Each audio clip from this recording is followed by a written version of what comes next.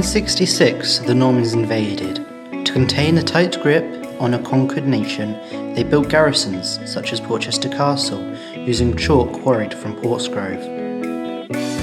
In 1928, promoter George Cooper opened a racecourse track in Paulsgrove mainly for horse racing, but it was occasionally used for motorbike racing too.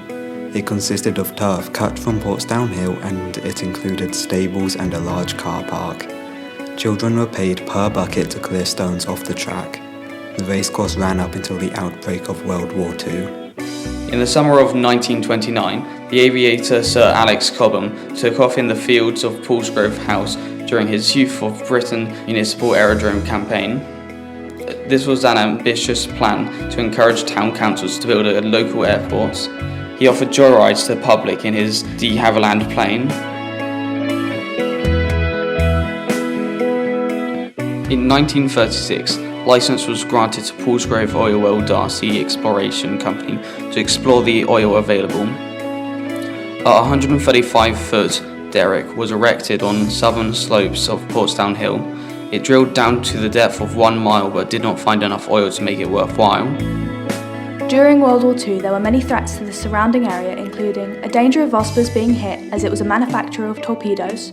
Also, Portsdown Hill with its white chalk was a recognisable landmark to enemy planes.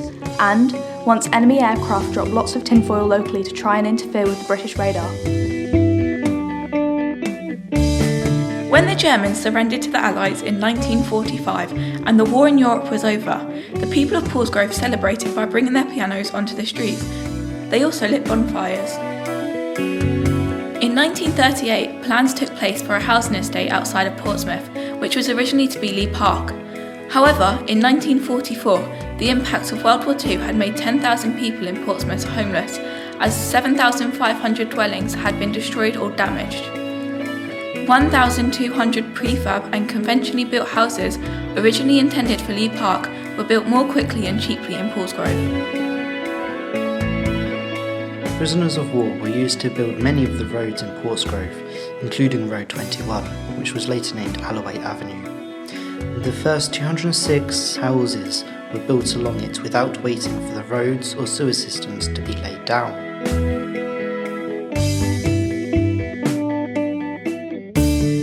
In 1953, Smith's Crisps factory opened in the local area and operated until 1994. At its peak, it employed over 400 people. Despite its success, it wasn't always popular with the local residents. One group took a complaint to court in which they mentioned the loud noises and strong smells emanating from the factory. The first permanent shops opened in Paulsgrove in 1953. These replaced the previous temporary Nissan Army huts that had been set up to serve the area. In 2008, thanks to a lottery grant, a new High Slope Scout and Community Centre was opened by His Royal Highness Prince Edward.